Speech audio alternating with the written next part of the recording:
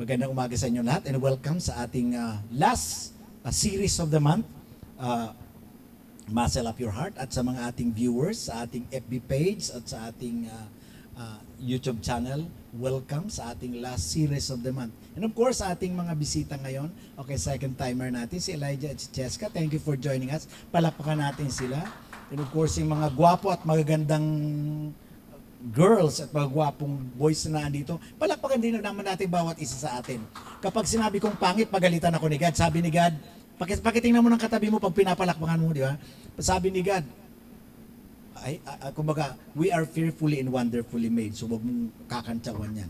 Si God ang tatamaan mo dyan pag pinakialaman mo yan. So, muscle up your heart, the fourth series for the month of February. Tapos na. Kaya makita nyo, sabi nila, Pastor, nag-celebrate pa kayo ng Valentine's? Hindi. Sa bahay lang kami, walang traffic, walang pila sa mga counters, sa mall, sa restaurant. Pero ang celebration natin ng puso ay halos everyday. This month, kita mo, 4 na linggo, pinag-uusapan natin mga puso at, siyempre, kasama mga babae, pusa. So, muscle up your heart. Ang pag pinag-usapan natin, muscle up your heart, strengthen mo ang puso mo dahil nga sabi nga ni Pastor Jay, ang puso ay marupok, mahina. Di tama ba, Maylin? Si Maylin pa lang nagmanggit nun, marupok, vulnerable. Ngayon, dahil yan ang last natin, kailangan natin pag-usapan at ibato ko sa inyo, ano ang topic natin next month? Iyan. Bakit marami sa atin bakit ganito pa rin ang buhay ko? Matagal naman ako nagsisimba. Parang hindi mawala-wala sa akin ang sumpa. Parang meron kaming curse sa buhay na ganito pa rin ang nangyayari sa amin. Nagsisimba naman ako. Pag-usapan na lang natin yan. Isang controversial issue na naman yan dahil marami mga believers at mga church leaders ang naniniwala na kapag tinanggap mo na si Christ, hindi ka natatamaan ng sumpa. Hindi ka natatamaan ng curse. The muscle of our blessings and curses. So, muscle tayo for the next coming 3 months. Next month, ang topic natin, the muscle of heart of God. Yan. Kaya, so, next week na yan. Tingnan nyo na lang ang verse. Kung ipapaliwanag ko sa iyo sa aking paraan, maaring marami akong pwedeng sabihin, i-justify ko, pero tingnan natin ang mga verses dyan. So, ayan, nakita nyo na sa gitna sa ating, kung ano ang makita natin dyan. So, tuloy tayo sa muscle up your heart. Anong purpose natin? Makita nyo ito na itong purpose natin is to explore the biblical heart. Ano ba talaga yung biblical heart? Its nature and understand why God looks at the heart according to 1 Samuel 16:7. Para matry natin ang ating mga puso to muscle up or strengthen up our hearts for the kingdom of God's purposes. Alam natin na pwede ako magpakabait sa iyo dahil may mali akong motibo. So outward appearance, magandang ginagawa ko, naka-smile ako sa inyo, pero hindi pala. So, sinasabi ko nga sa inyo, inamin ko sa inyo ito na nagte-testimony ako na si God, hindi ko naman siya nakilala dahil sinadya kong gusto ko siya mamit. Umaattend ako ng church dahil meron akong bad motive. Nakita nyo, hindi ako umaattend ng church para kay God. Meron akong bad motive. Kaya umaattend ako. Blessing na lang na encounter ko si God. Kaya kung titingnan panlabas, wow, si Dennis, nagsisimba, nababawasan ng kasalanan. Pero ano talaga ang deeper issue? Si God nakatingin sa puso. Okay? Sabi sa 1 Samuel 16:7, nung pinipili si David, nung pinapuntahan ni God si Prophet Samuel sa bahay ni Jesse, ang tatay ni David, sila na 8 magkakapatid, doon kukuhanin ang kapalit ni King Saul na king. But the Lord said to Samuel, wag mo i-consider ang kanyang panlabas na kaanyuhan or ang kanyang height. For I have rejected him. The Lord does not look at the things man looks at the outward appearance. Kaya tayo madaling ma-scam, madaya, maguyo, kasi nga nakatingin ka dun sa appearance. But God looks at the heart. Kaya gusto kong sabihin sa inyo, hindi si God nakatingin sa iyong kabaitan, kabutihan, mabuting ginagawa. Ang tao pwede mo maguyo dyan, pero nakita niyang puso, makita mo ang puso, ang tingin niya sa iyo, God, the Lord looks at the heart. So ano ba itong puso na ito? Babalikan natin kung bakit ito naging series natin, topic for the month, para maiklaro sa ating lahat na ang puso ay hindi iyang muscle na nagpapump ng blood at ibabalik dito at ilalabas uli sa bloodstream. The spiritual heart, once again, is the inner core of a person. Ito yung soul mo. Ang soul, ang nilalaman niyan ay mind, yung thinking process mo. Kaya ang focus ni God, nung dumating si Jesus dito, repent or change your mind, metanoia. Then affections, emotions. Ito yung emotion natin, yung dinidesire. Ano bang dinidesire mo? Kasi nakikita ni God yun. And will. Ang will ay ito yung choices mo, yung character mo, the real you. Ito yung nabuo. At kinaklaro natin yan dun sa leadership training, yung part na yan. Not just the physical pump, the physical heart. So, anong outline natin dito? Ayan, bura na. Series number 1, noong February 1, build a tough heart. Dahil kapag hindi mo in-strengthen ang heart mo, lilimbot-limbot yan, mahina yan, lahat ng madikitan mo, pwedeng madama yan. Ganun ka na rin. Why? Vulnerable ang heart. Marupok, mahina, pwedeng mahulog. Na minsan, bakit marami kayong kaibigan, tayong kaibigan, sinasabi niya, ito na talaga ang mamahalin ko. Then later on, hiwalayan. So dapat maintindihan natin, bago natin ilagay ang ating sarili, ano ba ang sabi ni God sa akin? Workout, kung sakaling contaminated ng yung puso sa mga nanonood, nakapanood ng workout contaminated heart, ang prayer ko na maging maganda uli, makarecover tayo. Hindi natin sinisisi kung na-contaminate ka or nasira, pumalpak na ang buhay mo, ang mga relasyon natin, ang mga ginagawa natin sa buhay, still pwede pa rin mag-bounce back. Kaya mas maganda bago natin i-end ang taon, ang buwan ng February, equip a maturing heart. Pag sinabi natin itong 4th series na equip a maturing heart, huwag mo i-equip ang stagnating heart. Huwag mo i-equip ang unwilling heart. Mapapagod ka lang. Kaya dito sa atin may free will tayo. Pwede ako nagsisimba, pero hindi ako willing na mag-mature. Ako pa rin ang nasusunod. Ang kabaliktaran ng mature ay immature. At dito madidiscern mo sa tao yan. Kaya kami may discipleship tayo dito, pero nakita natin as we grow, na may mga tao pala talagang ayaw mag-mature. Gusto lang nila yung immaturity level of life. Kaya lang, tanda natin, wala kang expect dyan kapag puro ka baby. Ang immature ay baby lang yan. Okay? Series number 4, equip a maturing heart. So, ibig sabihin itong maturing ay willing siya mag-grow. Tandaan natin, ang nag-grow, ang nagmamature na i-stretch. Hindi yan ganun kadali. Kumbaga, ang mangga na tinanim mo ganyang kataas, hindi ibig sabihin dahil tumatangkad siya, maganda tingnan. Merong stretching na nangyayari dyan kapag nagmamature, pag nag-grow. Okay? Pag sinabi nating mature, yung willing. Okay? Kaya kinakausap ko kayo, inaabot ko pati sa nasa online natin na manunood dito at nanonood na for tomorrow, hindi ito ipinipilit. Ang faith kay God ay hindi dinidemand. It's up to you if you will apply kapag nakarinig ka ng nag-build si God ng faith on the level ng iyong spiritual. Ano yung spiritual natin? Maraming buhay sa buhay natin, isang buhay. May spiritual life, physical life, emotional life, relational life, dami niyan. Financial life, social life, ang hirap i-balance, sexual life. So lahat kapag may life, dapat nag-grow yan.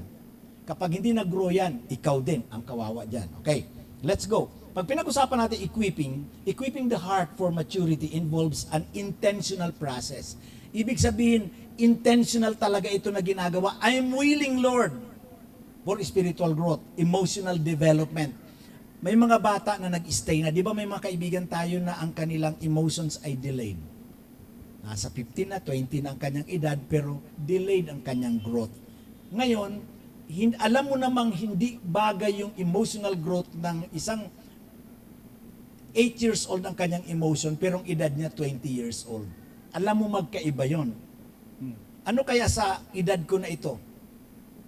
34. Tapos ganyan, mama, ganyan, kita mo, hindi bagay, 34 ka na, ganyan, mama, ano, sagwa, di ba?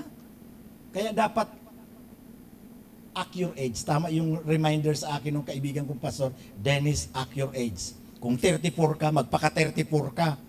Hindi 34 ka, kung umasta, 9 years old. Ito si Ronel, 31. Oo, act your age, 31. Oo. Ano pala, may kasamang tax yun, 30 lang pala. So, emotional development, kailangan matanggap mo na kailangan mo nagmamature. Kasi hindi bagay tingnan, ang sagwa tingnan, si Jonathan, 64 years old. Tapos kung umarte, 30 years old. Act your age, di ba? Kita mo, matanda si Jonathan sa akin. Huwag nahirit. Kaya ito ang kalamangan, Jonathan, pag hawak mo microphone. Ayaw mo umawak nito eh. Character formation. Tama naman. Thank you. Thank you sa pag-appreciate. So, ang ibig sabihin ng immature to maturity, ito yung moving from self-centeredness to being centered on God and others. Kasi ang taong immature, laging ako, akin to, dapat akong pansinin ninyo. Naalala nyo yung topic natin last week? Si Lucifer, ako, papalitan ko yung God na yan na nasa trono. Ganun kaangas mo. Kaya tinapon siya. So dapat natin naintindihan yung word na I. Ako lang. Huwag niyong babawasan yan, akin yan. Equipping means to supply or to prepare. So sinusuplayan ka, piniprepare ka para makumpleto yung nawawala sa iyo. Na ibig sabihin, you are equipped. Sino sa inyo ang willing maging military, papadala dun sa gera at wala, hindi kayo equipped. Hindi ka marunong gumamit ang baril, hindi ka marunong di ba? So kailangan ini-equip tayo for battle kasi ang buhay ay merong spiritual battle. So muscle up your heart. So itong minamuscle up natin yung inner core mo, yung character mo. Hindi pwede sa hindi ka na-equip ang emotions mo. Pinadala ka sa gera, hindi ka underdevelop ang emotion mo, nakalabit ka lang ng kalaban, umiyak ka, susumugit sa mami ko. Hindi, walang mami-mami dito. Umayos ka, tamaan ka ng baril diyan, di ba? Ganun sa gera. Kaya dapat may emotional maturity na kailangan natin at nangyayari lang yun dito sa pinag-uusapan natin na strengthen your heart or muscle up your heart. Equipping the heart requires replacing immature habits, kung may mga habits ka pa na nakikita. Kaya yung kailangan ma-overcome mo yun kung hanggang ngayon si Charles nag-nail biting pa, di ba? At age 48, kumakagat pa si Charles, 48 ka na, ginakagat na pa. Di ba, may mga tao na pag napipressure, walang inaabot kundi yung ikutin ang kanyang buhok. May mga, ang tawag nun, merong mannerism tayo na lumalabas yan kapag napipressure tayo. So, ang ini-equip tayo dito, hindi lang kayo, pati ako. Requires replacing immature habits with discipline. Kahit, aminin natin, may mga bata pa ngayon, pero hindi kayo dapat nag-remain dyan. Kasi whether you like it or not, kung gusto nyo mag-remain sa edad na 12 or 8, sa ugaling, kumbaga yung habit na 8 years old, 9 years old, yung edad natin, hindi napipigil. Talagang nag-grow siya. Makikita mong picture ng pagka-design ni God, nag-grow ka, sumabay ka dun sa edad mo. Hindi siguro bagay sa atin, kay Alice, si Alice, 34 din yan eh. Tapos nagtatantrum pa, ayaw ko nga ng ulam natin. Ayaw ko ng buntot ng tuyo. Di ba? Nagdadabog ka sa mukha mo. Tapos 34 ka na. Sabayan mo, accurate mga kapatid. Muscle up your heart dahil ang outward appearance mo, ang tao pa naman tumitingin sa outward appearance. Ang tawag sa iyo, 34 years old si Alice, Kadire. Di ba? At least, Taglis, Kadire. Tama ba? Gusto mong maging pasosyal, Kadire. Tama ba yun, Mika? Tama ba yun, Cheska? Actually, minsan mas magandang sa amin ng mga taga-South, medyo matigas ang dila, mas madaling banggitin yun. Kasi pag tinagalog namin yun, baka sumabit pa. Yung word na dire. Kadire. Okay, so godly ones and allowing the Holy Spirit to transform inner attitudes. So gusto tayo i-transform ni God at merong ginagawa si God sa atin ang edad natin. Nung dumating kayo kanina rito, yung edad nyo kanina, ilang segundo nakalipas or ilang minuto, hindi nyo na mababalikan. Hindi ko na mababalikan ang edad ko kanina dumating ako rito ng 8 o'clock. Talagang dadami at dadami yan. Nadadagdagan ng segundo, nadadagdagan ng minuto, at wala kang magawa. Kaya sumabay ka doon sa growth na ginagawa ni God. God is stretching us, whether you like it or not. Okay? I-check natin yan. So, point number 1 ng ating equip a maturing heart. Once again, sa mga nasa online, ito ang iyong pinanunood dito sa center na andito sa screen. Magkaiba, kaya may mga time na natatakpan ako na naka-overlay natin na screen. So, build a foundation and the word and prayer. Mga kapatid, ang walang foundation na bahay at building, hindi yan tatagal. Always remember this. Ano ang foundation ng iyong heart, ng iyong inner core? Kapag nabati ka, nagtatampo ka na, offended ka na kaagad, ibig sabihin, wala kang foundation. Kapag hindi ka ba na-offend, gagandang buhay mo? So dapat iklaro natin, build a foundation and the word in prayer. Kaya lang, paalala sa inyo, marami naman ang merong foundation, hindi naman umalis doon sa foundation. We have to get out of that foundation then. Wala sa ating nagtayo ng 20th floor na building, sa mga nasa engineering, kapag nagtayo ka ng building, nung nabuo ng foundation, tama na yan. Pwede na natin ipalis. Foundation. Okay, tingnan natin. God desires for us to have a strong foundation with our hearts with regards to salvation especially. Kasi kung paano ka mag-grow kung hindi ka naman itinanim, nabubuhay. Lagi nating tatandaan, ang salvation, ang spiritual salvation natin, kapag hindi ka nabuhay, hindi ka mag-grow, patay ang seed kapag hindi na itanim. So, God desires for us to have a strong foundation with regard to salvation, but we should not remain on that foundation. Umalis ka dyan. Dahil yan ay first part pa lang. Maraming Christian ngayon, okay na ako, basta save ako, walang problema, pupunta ako sa langit. Alam nyo ba ang ibig sabihin ng taong na-save pa lang? You are on the level of maturity. Kaya sabi sa Hebrews chapter 6 verse 1, therefore let us leave the elementary teaching. Ibig sabihin, iwanan mo yung foundation na yan. At anong kasunod ng verse ni Apostle Paul? Leave that elementary teachings about Christ and go on to maturity. So kapag hindi ka pala umalis doon sa foundation, you're immature. Kayong puro pinag-uusapan lang, puro salvation, you are on the level of maturity. Hindi ka dapat pagkakatiwalaan pa maging CEO or magtrabaho sa mga company. Sino sa inyo maglalagay ng leader or manager na immature? So go on to maturity. Not laying on the foundation of repentance. Yan yung salvation from acts that lead to death and of faith in God. So we have to leave that foundation. Kaya lang, hindi ka naman pwede mag-build ng isang building na walang foundation. Ay, ang foundation nito, lagay ko lang sa 20th floor. Sabit. Pwede ba yun, Charles? Paano yun? Ang bigat nun. Pag dumaan yung hangin nun, lindol, bagsak yun. Iklaro natin, kailangan natin ang foundation, pero don't stay on that foundation. Kasi hindi yun ang purpose. Ang iba sa na kaibigan natin mga Christian, tama lang ako makilala kay God, tinanggap ko si Christ, saved na ako. That is a foundation.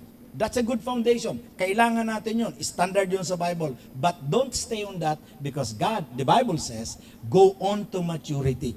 So without moving forward, makita nyo, maraming Christian, bakit ang tagal-tagal na sa church? Ganun pa rin, ang pinagmamalaki lang, basta ako saved. Sige, asarin nyo ako, basta ako punta sa langit, kayo, hindi. So makita nyo, parang mga baby. Ang mga immature ay mga baby.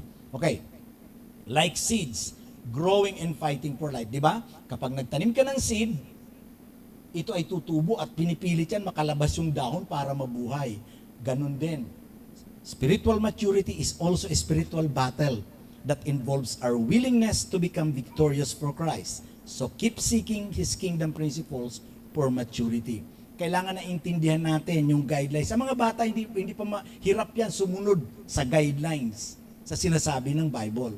Pero kapag nag-mature ka na, naiintindihan mo na. Kaya nakakatakot ang mga bata. Hindi naiintindihan yung kulay blue, kulay green and red sa kalsada. Maglagay ka ng baby dyan na gumagapang. Hindi niya intindihin yung instruction. Green, red. Pag nilagay mo ang baby dyan, lalo sa highway, ano mangyayari nun? Ang immature, delikado, pwede masagasaan yun. Pero tayo na mature na, alam mo na kulay pula yan, huwag kang tatawid. Okay? It's a battle. It's about an understanding for growth. Like seeds growing and fighting for life, spiritual maturity is also a spiritual battle that involves our willingness to become victorious in life. Okay? Dapat willing tayo. So, paano tayo makapag-build ng foundation sa word and prayer? Number 1, letter A, engage with Scripture. Kapag alam mo yung sinasabi ni God, balik pa rin tayo sa word ni God. Hindi titibay ang puso mo dahil lang sa sinabi nila. Minsan, ang problema natin ngayon, overwhelming ang information sa FB, sa TikTok, sa YouTube, sa internet. Hindi ibig sabihin dahil sinabi nila, yun ang guidelines mo. Hindi yun word ni God. Hindi mo kilala kung sino yung author nun eh. Mas paniwalaan mong Bible kasi yan ang pananagutan mo someday sa Judgment Day. Engage with the Scripture. Read the Bible. Memorize. Para meron kang pinanghahawakan na, Lord, ito yung sinabi mo. Kaya ako, Panginoon, lumalapit sa inyo. Actually, sa Kingdom of God, ang tawag natin yan, legal rights. Kasi our God is a documental, as a God, a covenantal God. Engage with the Scripture. Kailangan natin ng Word. Word pa din. Ako sasabihin ko sa inyo, wala akong itutulak sa inyo para maging mature tayo, kundi Word ni God. Kasi dito din sa Word na ito, faith comes from hearing and hearing the message of Christ. Ang faith natin nagsisimula dun sa Word. Kaya pag wala kang narinig na Word, nagsisimba ka lang, ang tawag sa iyo, religious na tao. Kaya natin ina-apply ang Word ni God kasi meron ditong sinabi. Then practice. Persistent warfare prayer. Ano ibig sabihin yan? Dito sa mundo, sabi nga sa Ephesians 6:11 and 12, we are not wrestling against flesh and blood. Sa New Translation, ibang translation, we are not wrestling against human. We are not fighting humans. Kapag may nakita kang mga tao na immature ang buhay at may ginagawang hindi maganda, paalala, hindi mo kaaway yung tao. Ang kaaway mo yung spirit na nagkukontrol sa kanya. Remember, the church is a spiritual ministry. Hindi ito pisikalan. Physical nyo na nakikita tayo ngayon dito, pero ang iba, kaya nga sabi sa Bible, yung mga hindi nakakilala sa Panginoon, meron silang mga demon sa katawan that is controlling them. So practice persistent warfare prayer. Kaya kung hindi tayo nagpipray ng warfare prayer or authoritative, mahirapan kang manalo in the physical world. Kaya ang talo sa spiritual realm, talo ka rin externally. Ilalabas mo yan. Kaya pag hindi tayo nagbabasa ng Bible, wala tayong word, hindi ka nagpipray, paano ka mananalo on the physical side of life? Then apply truth. Don't just listen to the word, apply the truth. Pag sinabi ni God na no, Dennis, let the no be no. Pag sinabi ni God na yes, yes. Kahit sinabi ng kaibigan mo yan, hindi naman siya ang Diyos mo, stop it. Lalo kung alam mong ito ay violation para kay God. Naalala nyo, number 1, build foundation in the word and prayer. Other than that, mahirap maging Kristiyano na ang spirituality mo nakabase sa TikTok, sa YouTube, at mga advice sa FB. Ang totoong spirituality talaga, to muscle up our hearts, once again, ang heart na pinag-uusapan natin dito sa Bible ay hindi yung physical pump, kundi ito yung inner core, ayon nga sa pinag-usapan natin kanina. Number 2, embrace the process of discipleship.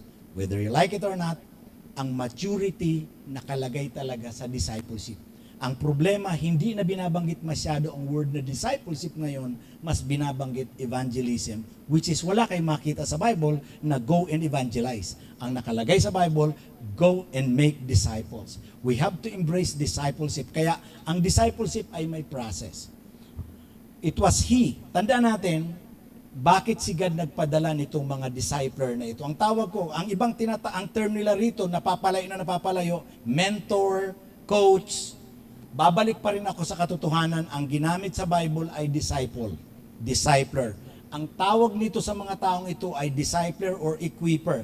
It was He who gave some to be apostles, hindi ito title, ito ay function sa church. Some to be prophets, some to be evangelists, and some to be pastors like me and teachers. Hindi ito position. Ito ay function within the church. Ang church ay body of Christ. Kumbaga, ang member dito, kung ako ay muscle dito sa bicep, dapat gampanan ko yan. Bakit pinadala ni God yan? Bakit pinadala ito? Ano ang purpose? Bakit nagbigay siya nitong fivefold ministers, at bakit nagpadala siya ng mga equippers?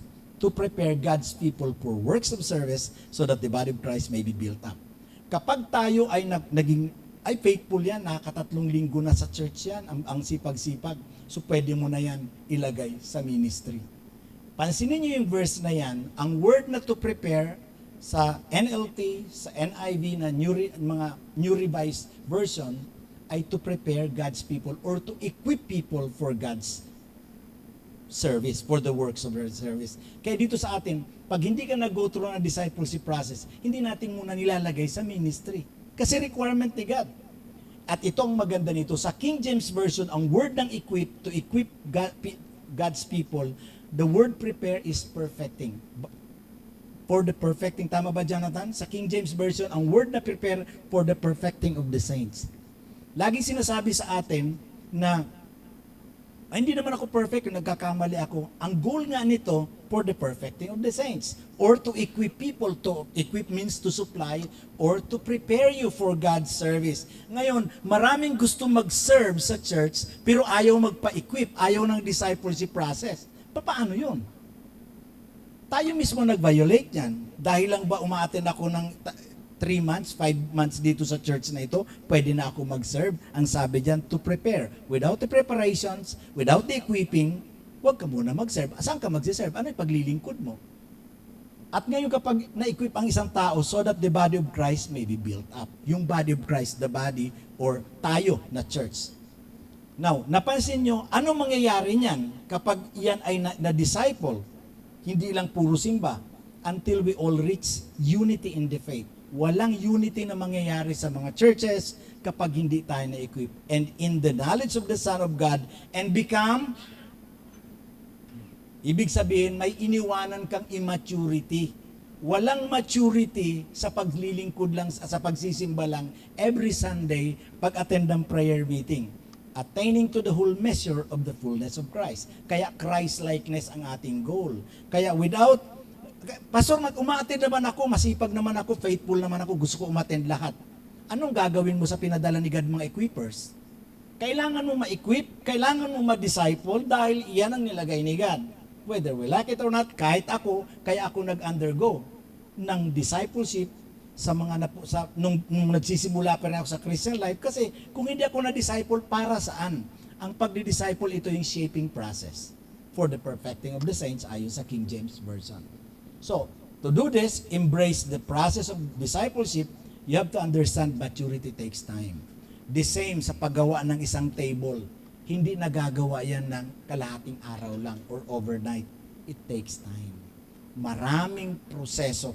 Kaya meron tayo dyan sa ating discipleship process, meron tayong encounter, establish, meron tayong D-group, inner healing and deliverance training, empowering class, and equipping andun sa ulian. Kaya meron tayong process kasi yan nakalagay sa Bible. Mga kapatid, marami sa atin, at maging kaibigan ko ng mga church leaders, ang lagi sasabi, umaattend ako ng conventions, seminars, camps, retreats. Ibig sabihin na equip ka doon. Ang equipping ni Jesus, wala doon sa feeding of the 4,000, feeding of the 5,000, andun sa 12. Kahit nag-preach siya sa napakarami, babalik pa rin siya. Ang discipleship ay small.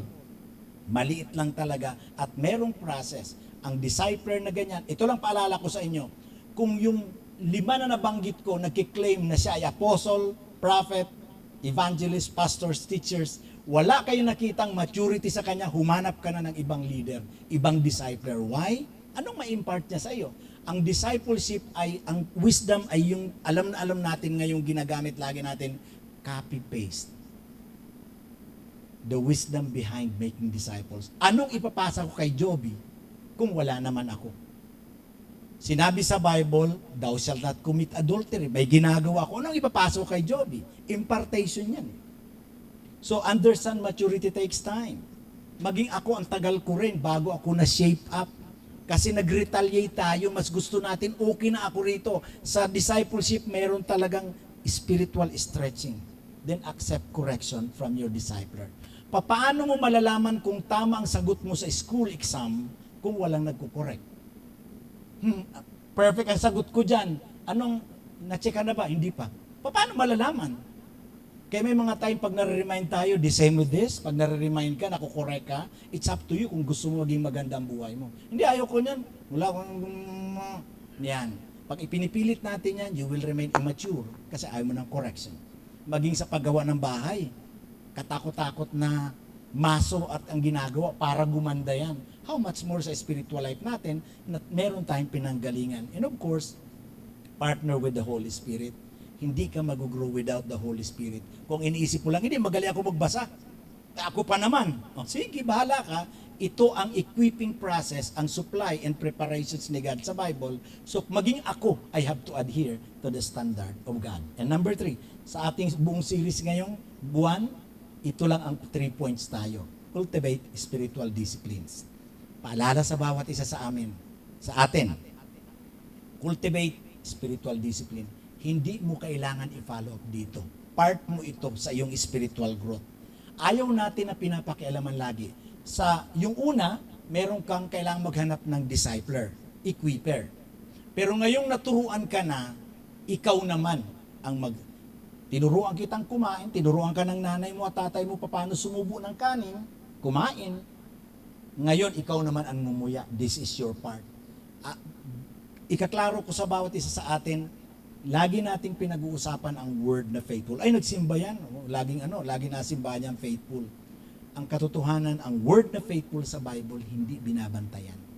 Kapag binabantayan ako, hindi ako faithful. Dapat ang word na faithful, nakikita mo si God, it is between you and God, na dapat siya ang nakatingin sa iyo. Mga kapatid, iklaro natin itong maturity.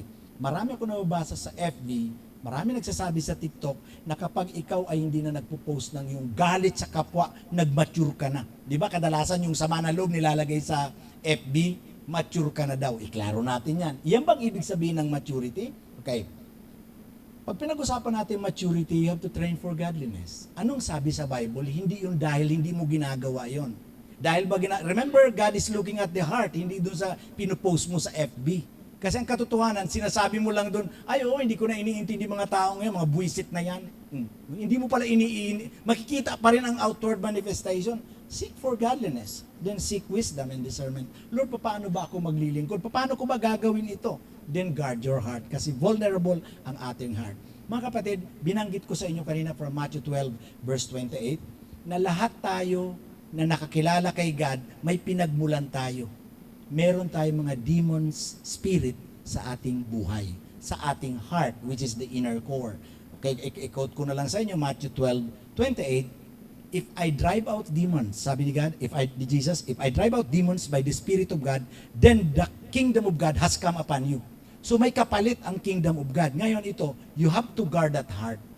Dahil sabi sa Bible, yung umalis sa iyo na evil spirit, umalis sa iyo na demons, nung ikaw ay na-deliver, nakilala mo si God, babalik sila at may kasamang 7 worst spirit. Ngayon, anong gagawin? Kakatok siya. Kaya yung temptations ninyo, paalala sa inyo, hindi bago. Iyan din yung umalis at bumabalik, baka pwede ka pa.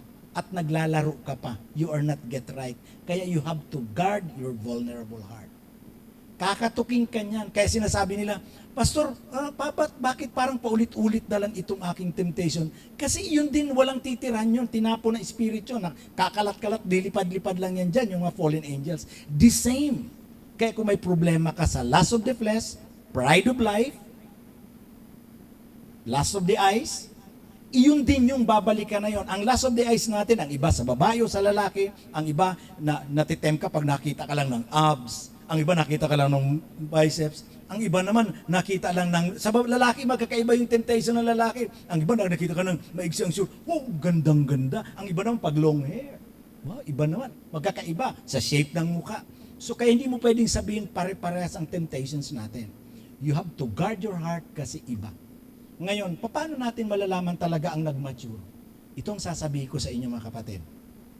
Ang totoong maturity na pinag-uusapan sa Bible, hindi yung nag-post ka or mukha ka na, pinatawad na ako niya kasi binibigyan na ako niya ng ulam. Wala dun sa outward manifestation. Di ba minsan inabutan mo ng ulam? O siguro, pinatawad niya na ako, binabutan ako ni Joy ng ulam. Bahala ka, merong puradan yan. Puradan, merong racumin. Kita mo kung nilason mo pala dahil ano. So, ipaalala ko lang sa inyo, ang maturity sa Bible ay makikilala mo sa dalawa. Okay, iklaro natin ha. Kung totoong nag-mature yung tao na yan, dapat, number 1, may transformation ng buhay. Be transformed by the renewing of your mind. Wala ka pang ginagawa, alam mo sa sarili mo at alam ng usapan nyo ni God na faithful ka, my mind is transformed. Number 2, ang totoong mature may bunga. Mag-ingat tayo sa ginagawa ngayon, marami mga churches, Busy sa activities.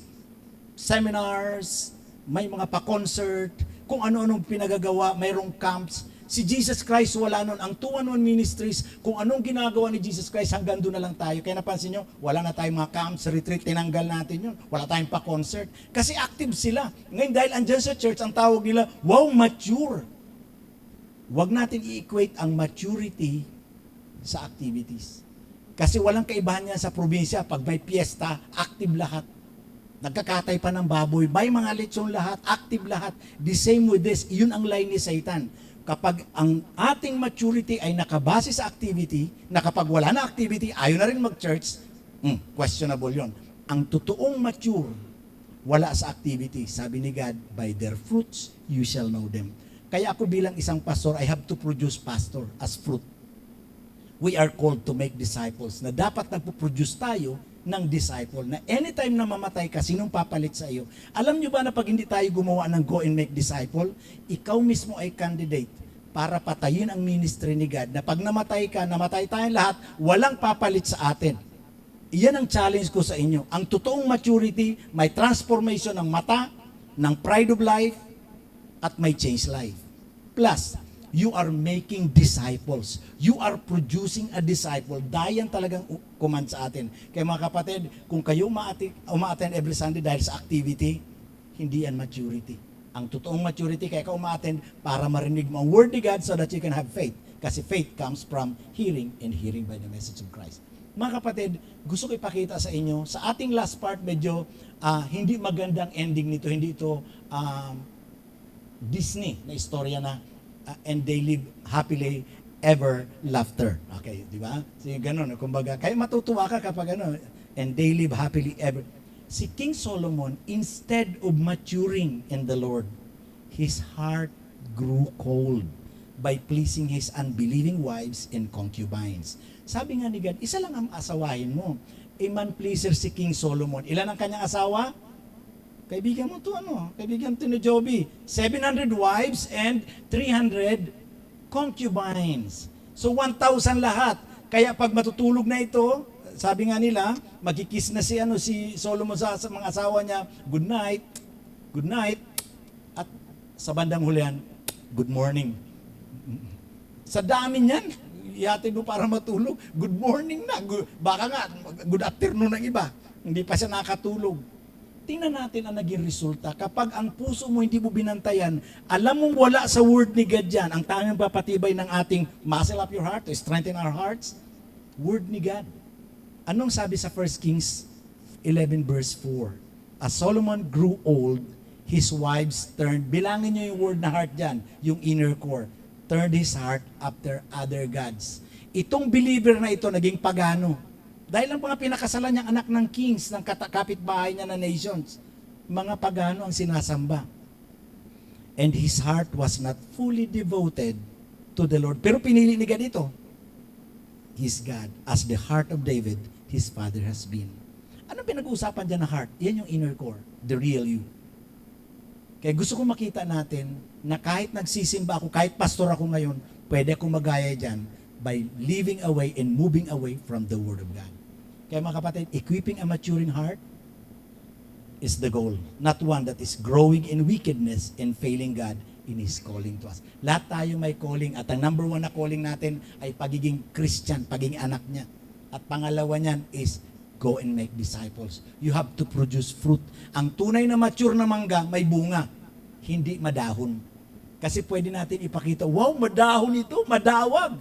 Pero kung walang bunga yan, hindi yan mature. Pero hindi na nagpo-post ang galit siya sa Facebook. Hindi yun ang sukatan ng maturity. Hindi sa kanyan lagi sa church yan. Activity is not fruit.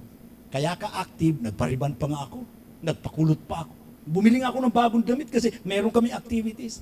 Gusto ko iklaro sa inyo mga kapatid kung kini-question nyo ako na bakit wala tayong camps, retreat, wala tayong seminars, wala tayong symposiums, wala tayong conventions, concerts. Wala naman si Jesus Christ yan. Ang focus niya is disciples. Kung magkakaroon tayo ng conventions, kung magkakaroon ako ng mentoring program sa ibang church, magpuproduce pa ako ng disciple? Katulad ni Christ? Anything na hindi magpuproduce ng disciple, in-stop na natin. Kasi na-equate ng iba na ang growth ay active ka sa church. Mali. Dapat ikaw ay may transformed life transformed mind, and fruits. Ito ang tanong ko sa inyo. Itong invitation sa atin ni God sa ating last series for this month. My son or my daughter, give your heart. Ayan na naman yung heart na yan. Ano ba yan? Ito? So Lord, iaalay ko ito, papaopera ko Lord sa iyo ito, tumitibok-tibok pa Lord. Ganun ba ang sinasabi? No. It's, the spiritual heart is the inner core. My son, give your heart and let your eyes delight in my ways. Ang problema, mga kapatid, hindi ako galit sa kanta na my way.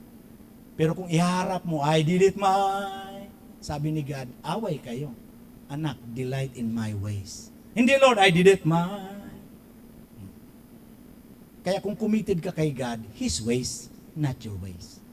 Proverbs 23:26. Yan ang hinihingi ni God. The real, kasi yung decision maker, yan yung nasa heart natin. Kaya sa ating application questions, ano ang dahilan bakit nawawala ng muscle or strength ang isang spiritual heart? And number 2, ano ang naitulong sa iyo nitong word feed of the month? Muscle up your heart. Meron tayong discipleship group after this, at ang iba sa inyo ginagawa Tuesday, ibang araw. So sa inyong pag-uusapan, pakidil na lang nito para matulungan natin ang bawat isa. Pero paalala lang sa inyo, hindi tayo tinawag ni God to judge them, para pagalitan sila, kasi meron din tayong free will. Kung gusto mo talagang immature na buhay, do it. Kung ayaw mo mag-mature, ikaw yan. Kaya paalala sa inyo, yung topic natin next month, the muscle of our blessings and curses. Bakit marami sa atin, matagal ng Kristiyano, parang nasa ilalim ka pa rin ng sumpa? Kasi nga, isang problema niyan, ang puso natin not really committed kay God. Let's pray. Father God, we honor you today. Thank you for the word, for the topic of the month of February, muscle up your heart. Lord, wala po kaming ipinagmamalaki sa iyo, kundi nais namin lumapit sa iyo dahil alam namin dito sa world, pahirap ang buhay, walang direksyon, kanya-kanya. Pero God, with you, merong pag-asa na pwede kami mag-unite at magkasundo in the faith as we mature for your glory. God, I just pray for guidelines. I pray for guidance. Lord, tulungan mo kami, Panginoon, na mamuhay para sa iyo. Kung meron man kaming hindi maintindihan, help us, God, na isik ito dahil ang sabi mo, seek first the kingdom of God and His righteousness, and all these things shall be added unto us. God, we honor you today. Ginagawa namin ito to mature, to grow. Bless us, God, with the desire to seek your kingdom para kami, Panginoon, makakakita na sa buhay namin ng transformation and fruitful living for your glory. In Jesus' name I pray. Amen. Bigyan natin ng masigabong palakpak si God kung narinig mo.